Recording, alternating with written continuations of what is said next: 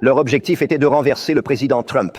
Leur objectif est d'usurper le pouvoir du président Trump et de saper la volonté du peuple américain, quel que soit leur niveau d'influence. Toute personne impliquée dans ce complot doit faire l'objet d'une enquête et être tenue responsable conformément à la loi. Il y a ici un faux témoignage. Il y a une collusion pour fournir de faux témoignages. Il y a une entrave à la justice.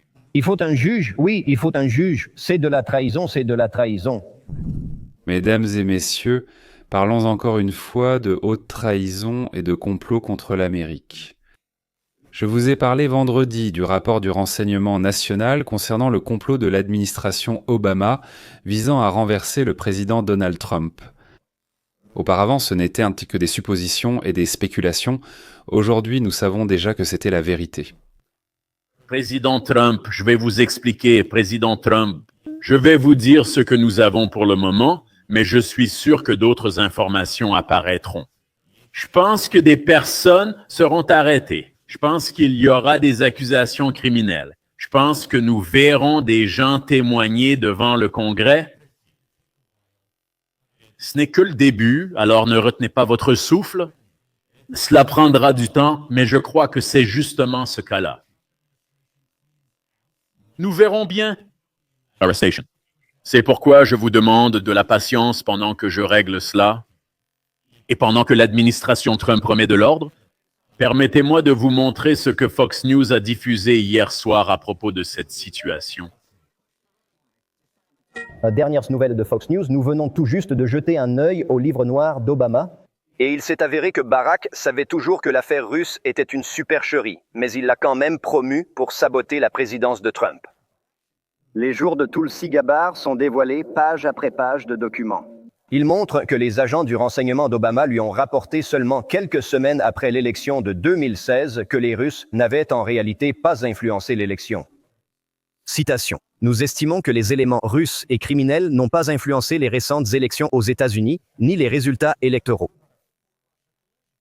Les activités criminelles n'ont pas non plus atteint une telle ampleur et un tel niveau de complexité pour modifier les résultats des élections. Mais Barack Obama ne pouvait tout simplement pas l'accepter. C'est pourquoi lui et ses collaborateurs ont chargé les agences de renseignement de rédiger de nouveaux rapports afin de soutenir la version d'une collusion avec la Russie. Citation. Après les réunions, l'assistant exécutif de James Clapper a envoyé un courriel aux chefs de la communauté du renseignement leur demandant de créer une nouvelle communauté du renseignement. Une évaluation à la demande du président qui détaillait les outils utilisés par Moscou et les actions entreprises pour influencer l'élection de 2016. Tulsi Gabbard a décrit ce qu'elle a découvert comme un complot visant à saper la volonté du peuple américain. Et elle dit que les personnes impliquées dans cela doivent être poursuivies pénalement. Et elle a déjà envoyé une plainte pénale au ministère de la Justice. Nous savions qu'Hillary avait créé le dossier et maintenant nous avons la preuve que Barack donnait les ordres. En résumé, le dossier sur Trump, le dossier de Christopher Steele, a été créé sur ordre d'Hillary Clinton et avec son argent. Elle avait un problème dans sa biographie, des relations trop étroites avec les oligarques russes, la vente d'uranium aux Russes et le fameux bouton rouge de réinitialisation des relations qu'elle a apportées à Lavrov. Il y avait aussi son ivresse lors d'un voyage en Russie, son téléphone perdu, et ses collaborateurs ont décidé de combattre le mal par le mal. Au lieu de la justifier, ils ont préféré salir Trump avec la boue de Poutine. Barack Obama a repris l'idée et a ordonné aux services de renseignement de rédiger un rapport sur la prétendue collusion de Trump avec Poutine et la soi-disant ingérence de Moscou dans les élections américaines.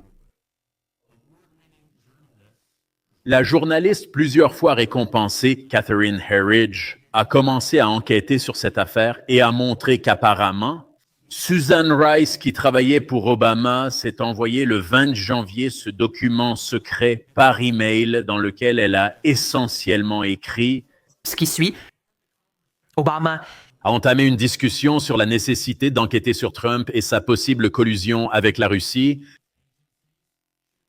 et que les agences de renseignement devaient absolument s'en occuper et poursuivre Trump. Mais il fallait le faire strictement dans le respect de la loi. Ou pourquoi avait-il besoin de dire « faites tout selon » la loi.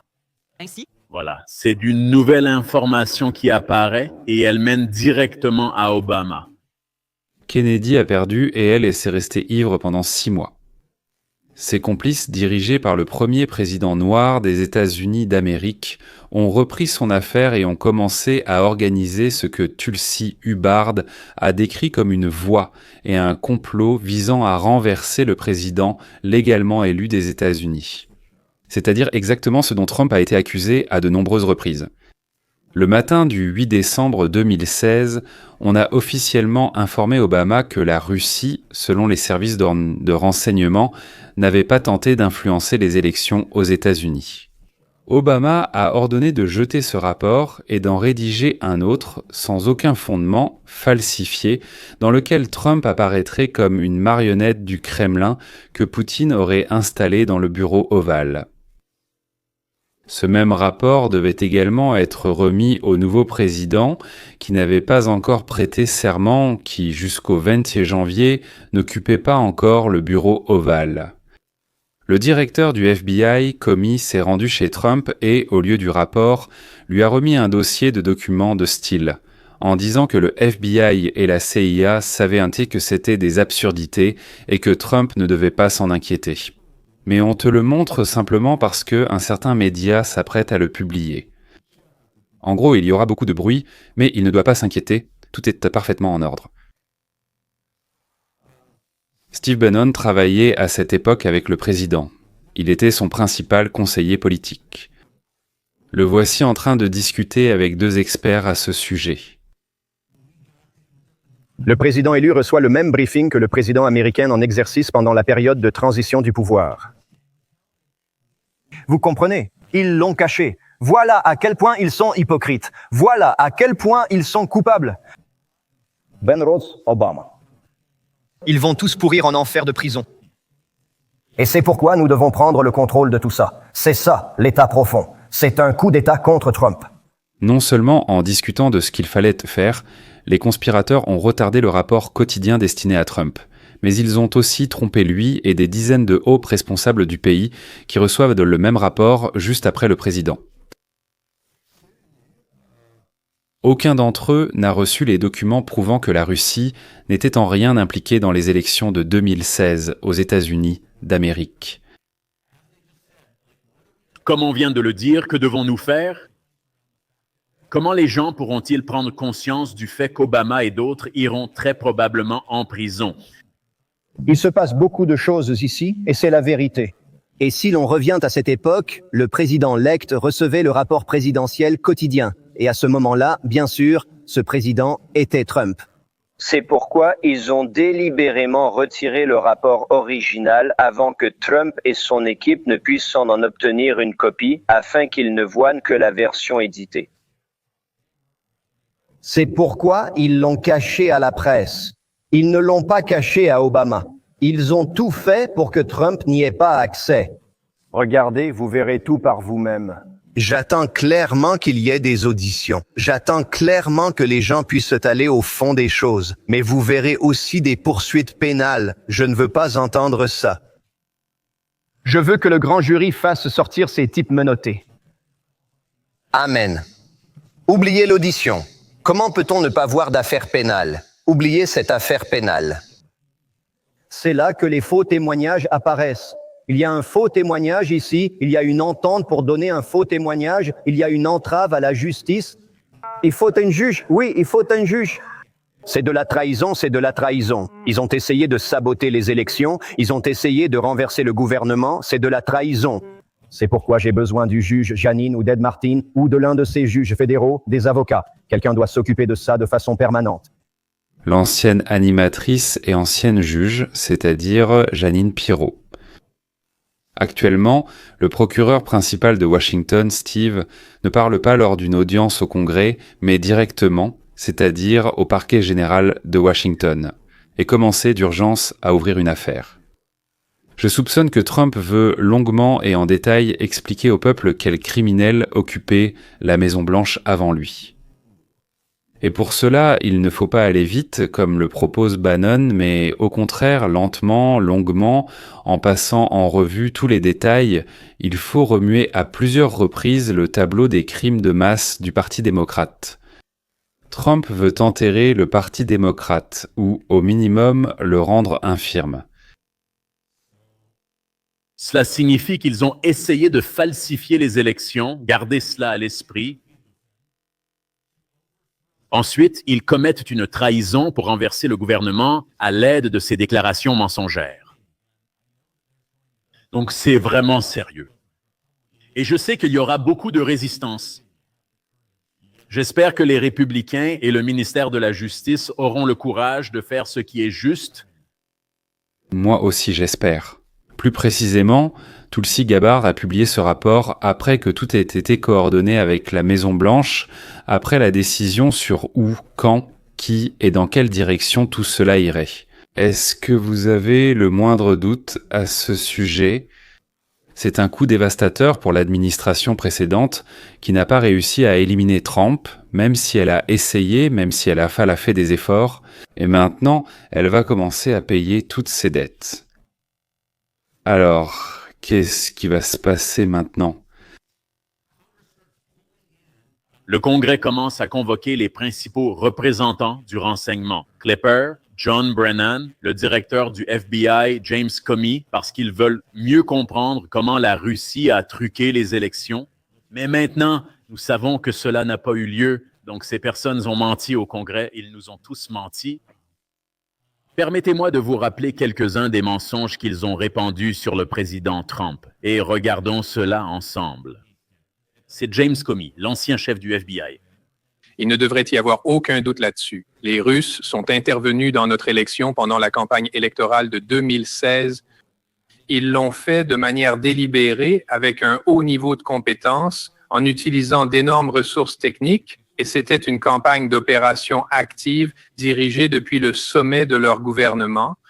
Il n'y a aucun Doute là-dessus, c'est confirmé avec un haut degré de certitude par l'ensemble de la communauté du renseignement, et les membres de ce comité ont vu ces informations. Eh bien, cela veut dire qu'il ment. De plus, il affirme que la preuve que les membres de sa bande ont vue et qui serait absolument irréfutable démontre que Trump est devenu président uniquement à cause des actions de Poutine. De Poutine. Bon, cela s'est vraiment produit. C'est aussi éloigné d'une falsification que possible, et c'est très sérieux. C'est donc rassurant de voir que les deux partis se concentrent sur cette question, car il s'agit de l'Amérique et non d'un parti en particulier. Donc, c'était un acte hostile de la part du gouvernement russe contre notre pays. Oui, monsieur. Durant cette période, y avait-il d'autres cibles en dehors du Democratic National Committee et du Democratic Congressional Campaign Committee? C'est exact. Une opération de grande envergure a été menée pour attaquer des organisations gouvernementales, non gouvernementales et paragouvernementales, y compris des fondations à but non lucratif. Selon vous, quelle est l'estimation du nombre d'organisations que les Russes ont attaquées pendant cette période? Ce sont des centaines. Je pense qu'il pourrait même y en avoir plus d'1 millier, mais au minimum des centaines. Tout cela est un mensonge, chaque mot sans exception. Rien de tout cela ne s'est produit. Il débite littéralement un flot de mensonges, mensonge après mensonge, pour promouvoir ce récit selon lequel la Russie aurait manipulé nos élections. Je veux dire, c'est un mensonge. Des gens devraient aller en prison. Cela aurait pu déclencher la Troisième Guerre mondiale. En effet, les Américains, l'Amérique, auraient pu devenir tellement furieux que quelqu'un essaie de s'immiscer dans notre démocratie, dans notre politique, que des têtes brûlées auraient pu commencer à se lancer des bombes. Et voilà Obama qui dévoile sa stratégie. Inonder l'espace public d'un pays, inonder l'espace public du pays avec suffisamment de saleté. Il suffit de semer suffisamment de doutes, de répandre suffisamment de saleté, de semer suffisamment de théories du complot. N'est-ce pas ce qu'il faisait? Et ensuite, il a utilisé les agences de renseignement et les grands médias pour aller jusqu'au bout. Et non seulement ils ont repris, mais ils ont aussi diffusé ces mensonges. En conséquence, les citoyens ne savent plus à quoi croire. Dès qu'ils commencent à perdre leur confiance profonde envers leurs dirigeants, envers les principaux médias largement diffusés, envers les institutions politiques censées garantir la stabilité, ainsi qu'envers les uns les autres, Et ce qui est le plus important, envers la possibilité même de l'existence d'une vérité objective, leur monde commence à changer. Car c'est exactement ce qu'ils ont fait, n'est-ce pas? Adam Schiff sortait tous les jours et disait « Si vous saviez ce que je sais, je ne peux pas vous le dire parce que tout est classifié. » Ou bien les grands médias observaient chaque jour Robert Mueller marcher avec sa mallette. Aujourd'hui, c'est le jour où nous allons attraper Donald Trump. La partie a été remportée avec succès. Barack Obama dit « Écoutez, tout ce qu'il faut faire, c'est inonder les grands médias et le monde entier d'autant de mensonges que possible pour que les gens y croient. » Et c'est exactement ce qui s'est passé.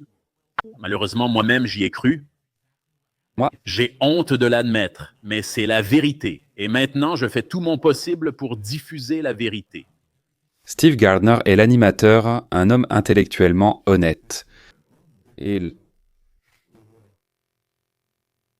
l'a prouvé en trouvant la force lorsqu'il a compris que les faits qu'on lui présentait n'étaient pas tout à fait vrais. Comprendre logiquement ce qui se passe dans le pays, ce qui se passe avec Trump, rejeter la propagande et les convictions qui lui avaient été inculquées et arriver à ses propres conclusions. Contrairement à la plupart des têtes russophones, Steve s'est avéré être un homme honnête. D'ailleurs, Trump savait tout ce dont nous parlons, il n'avait simplement pas de preuves à ce moment-là. Voici ce qu'il a dit avant les élections de 24. Parce qu'ils sont venus après moi, essayant de faire un coup d'État. Parce qu'ils se sont retournés contre moi, essayant d'organiser un coup d'État. Ils se sont retournés contre moi, ils surveillaient mon entreprise. Ils ont commencé dès le jour où j'ai gagné, et même avant, dès le jour où je suis descendu l'escalator avec notre première dame. Ils ont été une catastrophe, ils ont été une honte pour notre pays, et nous les avons attrapés. Nous les avons tous attrapés. Nous avons tout enregistré sur bande. Nous les avons tous attrapés. Vous avez suggéré d'utiliser la loi Logan contre le général Flynn. Vous feriez mieux d'y prêter attention, parce qu'en quelque sorte, nous vous avons attrapé, vous aussi. Le président Obama était assis dans le bureau. Il le savait aussi. Ne parlez pas de transfert pacifique du pouvoir.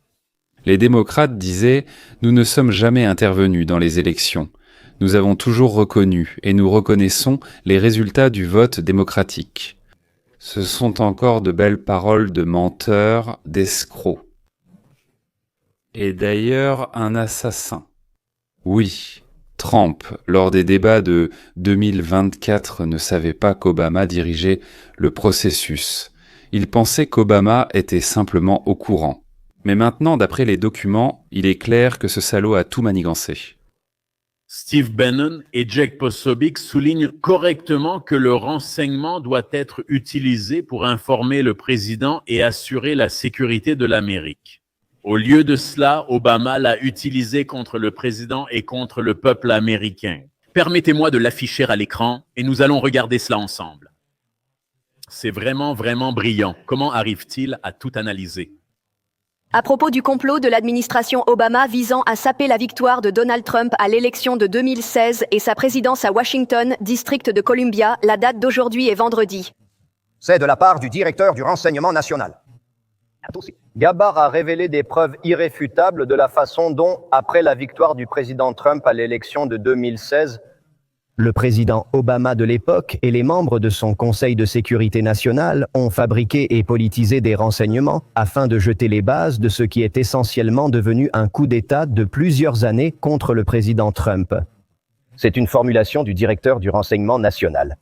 Et elle écrit aussi au début de son tweet que leur objectif est d'usurper le pouvoir du président Trump et de saper la volonté du peuple américain, indépendamment de leur influence. Toute personne impliquée dans ce complot doit faire l'objet d'une enquête et être tenue responsable avec toute la rigueur de la loi. Avez-vous déjà entendu de telles formulations de la part du directeur du renseignement national ou d'un autre haut responsable du renseignement? Monsieur Steve, je n'ai jamais entendu une telle rhétorique, car en toutes ces années, je n'ai jamais rien vu de semblable. Que des canaux et des programmes de renseignement soient utilisés pour réellement agir et cibler intentionnellement un homme politique américain qui doit devenir le prochain président des États-Unis. C'est-à-dire la personne qui est maintenant votre successeur, vous le désignez. Et dans ces documents, il est dit encore, et vous pouvez le voir parce que c'est très intelligent de la part de la directrice du renseignement national, Gabbard, parce qu'elle a tout publié C'est-à-dire qu'elle en parle, elle a un communiqué de presse, il y a un résumé, mais elle fournit aussi tous les documents d'accompagnement autant que possible. Et il est clairement indiqué que c'est sur ordre du président des États-Unis, c'est-à-dire sur ordre de Barack Obama. Après cette rencontre, vous devez maintenant établir cette nouvelle évaluation. Et Steve, d'ailleurs, nous avons ici des courriels. Je suis juste en train de les parcourir, mais tu peux voir les réponses des analystes. C'est la division technologique du renseignement cybernétique, les agents du renseignement cybernétique du FBI, qui répondent à l'équipe de Clapper et disent « Attendez une minute, écoutez ça ». Nous préférerions atténuer la première phrase concernant les intentions de la Russie, telle qu'elle est rédigée actuellement. Cela donne l'impression que nous avons des informations précises selon lesquelles la Russie a réellement l'intention de perturber nos élections, et nous ne sommes pas à l'aise avec une telle évaluation. Ceci vient du FBI en 2016, mais c'est à un niveau inférieur. Ce sont de véritables analystes du renseignement, bien en dessous du niveau de Comey, bien en dessous de Clapper et Brennan de l'ancien bureau du renseignement national et de l'ancienne CIA. Là où les personnes qui font réellement le travail disent « Attendez, nous n'avons pas de preuves pour confirmer cela ». Et vous nous demandez d'accomplir cette tâche? Nous ne sommes pas à l'aise de le faire, et pourtant ils l'ont fait quand même. Et plus tard, nous avons appris que Brennan avait lui-même personnellement sélectionné les personnes qui devaient préparer cette évaluation complètement fausse. Et c'est lui qui dirigeait tout cela. Toute l'histoire des liens de Trump avec la Russie était un pur mensonge et entièrement inventé par eux-mêmes, où sur ordre de Hillary Clinton, Barack Obama et du plus haut échelon dirigeant du Parti démocrate des États-Unis d'Amérique, le Parti démocrate. C'est eux qui ont monté la moitié du pays contre l'autre. Détester Trump, détester et rejeter tout ce qu'il fait pour le bien de notre pays. Vous savez, il y a eu un épisode dans l'histoire des États-Unis. Les frères Wright ont construit le premier avion et l'ont testé, mais la presse écrivait peut-être sur ordre des magnates du chemin de fer. Je ne sais pas que l'avion ne peut pas voler et que, enfin, les frères Wright sont fous. Un cas suivant est connu. Un journaliste de passage prend le tramway à Auckland et soudain, un avion de Wright passe au-dessus de sa tête. Qu'est-ce que c'était ? Demande le journaliste aux personnes assises à côté de lui, et l'un d'eux répond « C'est l'un des frères Wright fous. Ils pensent que leur machine peut décoller. Quels idiots !» C'est-à-dire que cette machine est un avion. Elle vient juste de passer. Mais les gens disent « Ils pensent que Fonzie pense que leur machine peut décoller. » Quels idiots ! C'est vraiment un cas pour un psychiatre, n'est-ce pas? Et maintenant, la moitié du pays pense la même chose. Voilà ce qu'on appelle la force de la propagande. C'est ça. Ils pensent que c'est Trump qui est la menace pour la démocratie. Pas les démocrates, pas Obama, pas Hillary, pas les voleurs corrompus, mais Trump. Ce n'est que le début. Et je ne crois pas qu'ils auraient rendu public une information aussi compromettante s'ils n'étaient pas prêts à franchir le Rubicon et à faire ce qui est nécessaire. C'est pourquoi je ne pense pas que ce processus sera rapide.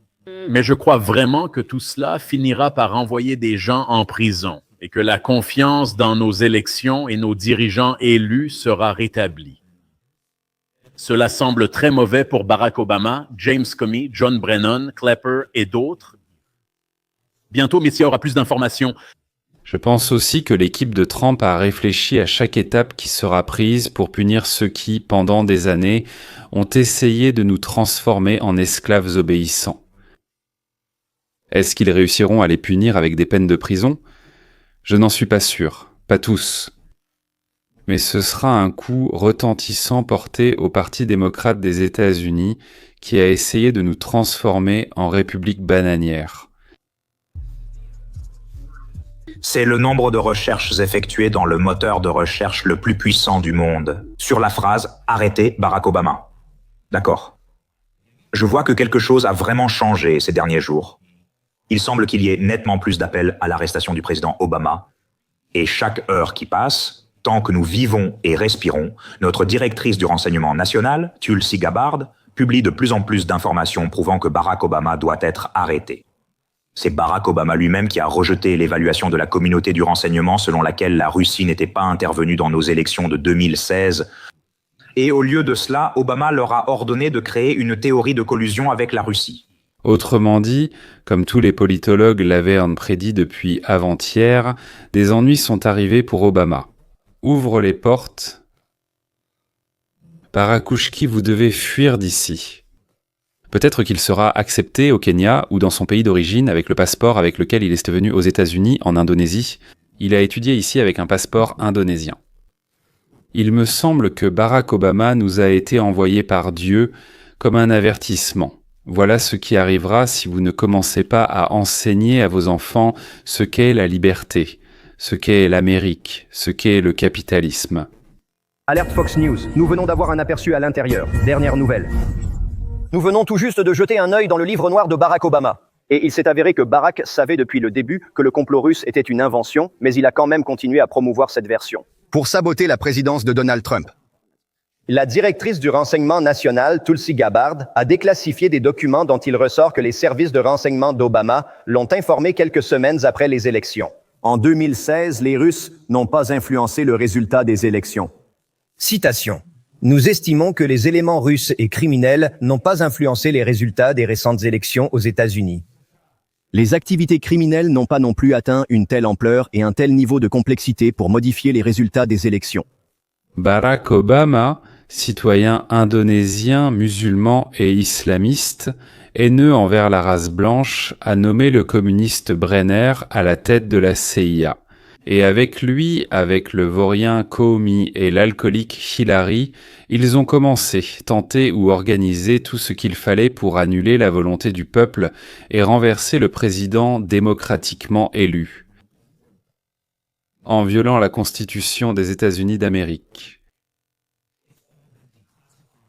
Tout cela a été déclassifié et c'est précisément pour cette raison que « Arrêter Obama maintenant » est devenu une tendance dans le monde entier. En réalité, c'était la principale tendance sur la chaîne X tout le week-end. Arrêtez Obama maintenant. Et j'ai tendance à être d'accord avec Matt Walsh. C'est un avis impopulaire, mais ça m'est égal tant qu'ils n'arrêtent pas vraiment et ne traduisent pas en justice Barack Obama. On ne peut pas déclarer un complot de trahison et ne rien faire. C'est la tactique habituelle des républicains. Ils lancent ce genre d'accusations, puis ils ne font absolument rien. Ils utilisent simplement ça pour passer à la télé et devenir tendance sur Twitter. Et je suis contre ça, j'en ai assez. Allez arrêter ces gens et traduisez-les en justice. Alors là, ça commencera à m'intéresser. Et si vous ne le faites pas, qu'est-ce que ça dit de vous? Et je suis d'accord avec Matt Walsh là-dessus, je suis d'accord ici. Arrêtez Obama pour trahison tout de suite. Arrêtez Obama, c'est en tendance. Arrêtez Obama, ce n'est pas en tendance par hasard. S'ils peuvent arrêter Trump, alors ils peuvent arrêter Barack Obama. C'est vrai, si on peut arrêter Trump, alors ils ont ouvert la boîte de Pandore. Mesdames et messieurs, voilà ce qui vous détruira, chers amis démocrates. C'est ce que vous avez vous-mêmes apporté. Vous avez amené le marteau, et c'est à cause de lui que vous périrez. Et qu'est-ce qui s'est passé de nouveau pendant ces 48 heures, après l'annonce qui a bouleversé l'Amérique?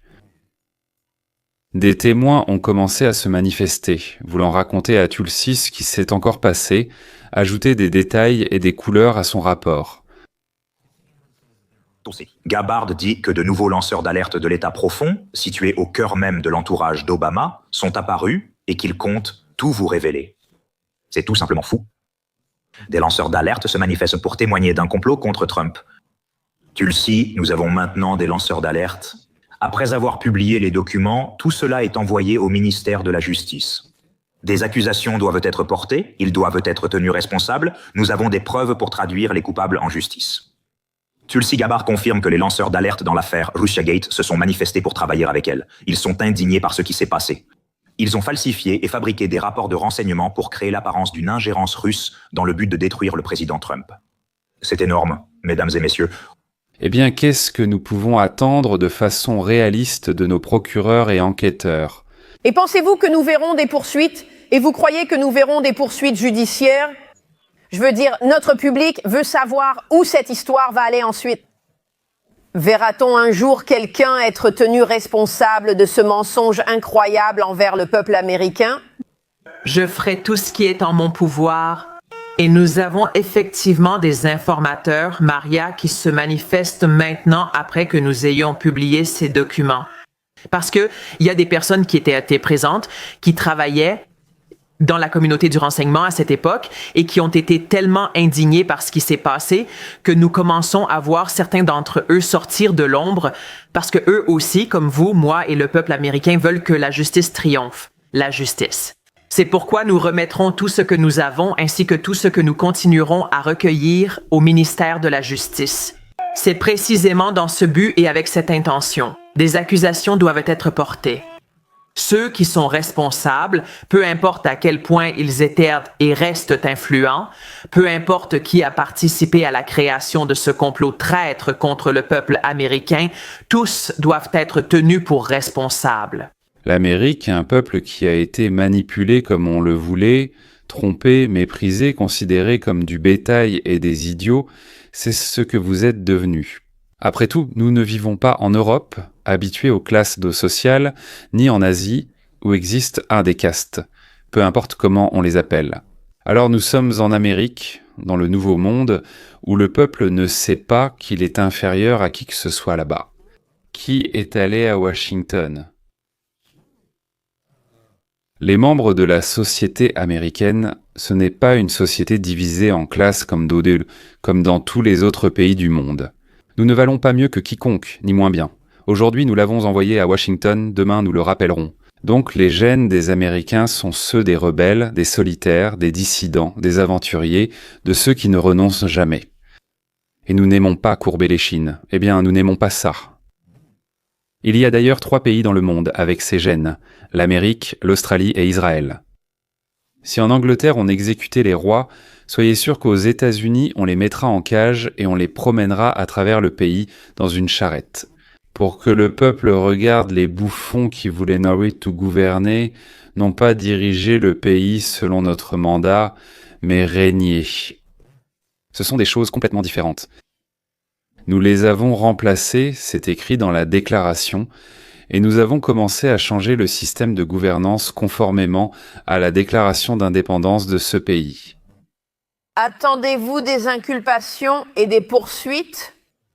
Je ne suis pas juriste. À mon avis, nous avons des preuves pour aller de l'avant et obtenir justice.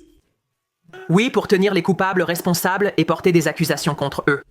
Et voici Tulsi Gabbard qui explique ce qui va se passer la semaine prochaine. À partir de demain, ils présenteront encore plus de preuves. Je ne sais pas ce qu'il vous faut de plus. Regardez ces 100 pages de documents, tout y est. Nous les avons entièrement analysés.